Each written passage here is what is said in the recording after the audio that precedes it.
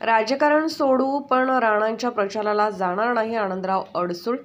अमरावती लोकसभेची जागा ही शिवसेनेची आहे, त्यामुळे मी जागा लढणार.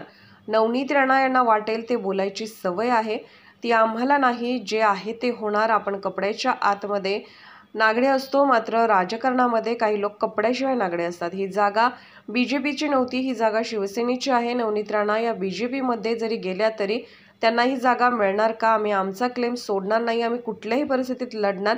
आचारसंहिता लागण्यापूर्वीच नवनीत राणा यांचा जात प्रमाणपत्राचा निकाल लागणार. ज्यावेळी अमरावतीमध्ये माहितीची बैठक झाली त्यावेळी राजकुमार पटेल बच्चू कडू अनुपस्थित राहिले. त्यांचं म्हणणं आहे की नवनीत राणा या लोकसभेच्या उमेदवार राहू नये. त्या ठिकाणी आमचाही विरोध होता. नवनीत राणा आता भाजपमध्ये प्रवेश करण्याची चर्चा सुरू असताना भाजपमध्येही पदाधिकाऱ्यांनी लेखी स्वरूपात राज्यात आणि केंद्रामध्ये त्यांना विरोध दर्शवला आहे. नवनीत राणा या भारतीय जनता पार्टीकडून किंवा त्यांना सपोर्ट देऊन चालणार नाही.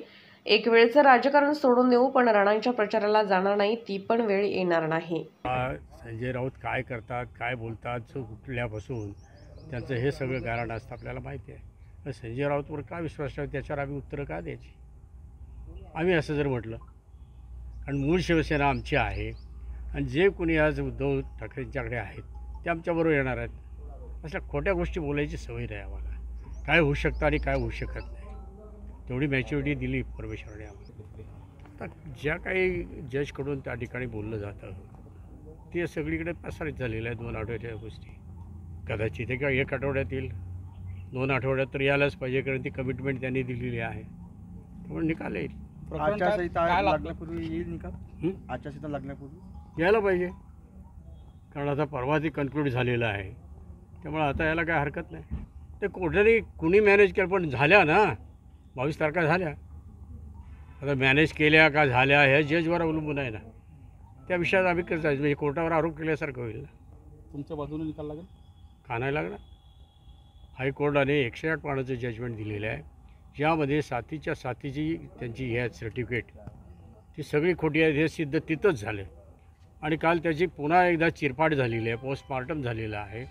प्रत्येक सर्टिफिकेट कसं बोगस आहे आणि जजला पण ते पटत होतं असं दिसतंय कोण बॉडी लँग्वेजवरून. महिन्याच्या 14 तारखेला सर्व मित्रपक्षांच्या सरकारच्या बैठकी प्रत्येक जिल्ह्यांमध्ये झाल्या. त्याच पद्धतीने अमरावती जिल्ह्यामध्ये सुद्धा सर्व पक्षीय बैठक झाली. मला वाटतं आपण सर्व त्या ठिकाणी उपस्थित होता. त्या ठिकाणी प्रहारचे बच्चूभाऊ कडू, राजकुमारजी पटेल 2 आमदार त्या ठिकाणी अनुपस्थित राहिले, कारण त्यांचा याच गोष्टीला विरोध होता की नवनीत राणा या ठिकाणी लोकसभेच्या उमेदवार असू नये. त्याचप्रमाणे आमचा विरोध तर त्या ठिकाणी आपण पाहिला. आणि फक्त एवढंच नाही, तर जी भारतीय जनता पार्टीकडून हे तिकीट मागतायत त्या भारतीय जनता पार्टीचे सर्वच्या सर्व पदाधिकारी यांनी लेखी स्वरूपामध्ये आणि तोंडी स्वरूपामध्ये केंद्रातले त्यांचे जे प्रतिनिधी आहेत त्यांच्यापर्यंत पोहोचवलेलं आहे की आम्हाला नवनीत राणा या लोकसभेच्या उमेदवार म्हणून भारतीय जनता पार्टीतून किंवा सपोर्ट म्हणून चालणार नाहीत. आणि त्यामुळे मला वाटतं की भारतीय जनता पार्टी, मला वाटण्यापेक्षा खऱ्या अर्थानं कुठल्याही मित्रपक्षाच्या पदाधिकाऱ्यांनासुद्धा नवनीत राणा या उमेदवार म्हणून नको. आता तो विषय सांगितला की त्या विषयावर आपण चर्चा न केली. ते त्यांचा विषय, हात धरता येतात, बोलणाऱ्याचे तोंड नाही धरता. मी दुसरा विषय तेव्हाही सांगितलं होतं की हेच उलट आमच्या प्रचारासाठी दिसतील आणि उलट ते न आलेले बरे आमच्या. चायला एक वेळ तर राजकारण सोडून देऊ ना आम्ही, आणि ती वेळ पण येणार नाही खऱ्या अर्थाने.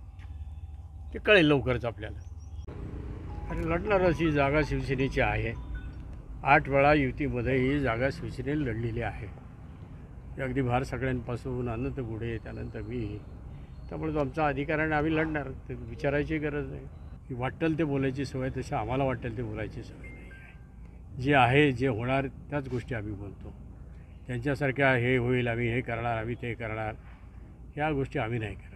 आता काय यात थोडीशी भाषा आपल्याला अवघड वाटेल, परंतु आपण सगळेच कपड्याच्या आतमध्ये नागडे असतो. काही लोक कपड्याशिवायही असतात नागडे. तसं एक म्हण आहे की नंगे से खुदा भी डरता है. त्यामुळे यांच्यावर आम्ही काय प्रतिक्रिया द्यावी? आम्ही एका बाजूला लढणार आहोत, जागा आमची आहे. BJPची जागा नव्हती, ती BJPत समजा गेली, पण आपल्याला आता माहिती मिळते परवा जरी गेली तरी तिला ती जागा मिळेल का? आम्ही आमचा क्लेम सोडणार नाही. त्यामुळे आम्ही लढणार. मग कुठल्याही परिस्थितीत आम्ही लढणार. ज्या ठिकाणी चिन्ह आम्हाला मिळालेलं आहे, ज्याला शिवसेना हे नाव मिळालेलं आहे, त्यामुळे हे नाव घालवणार आम्ही, आमची जागा असताना कोणातरीसाठी आज कुणीतरी येईल, प्रवेश करेल आणि त्याला देतील. ते काय करतील मला पण आम्ही लढणार हे तितकंच खरं आहे.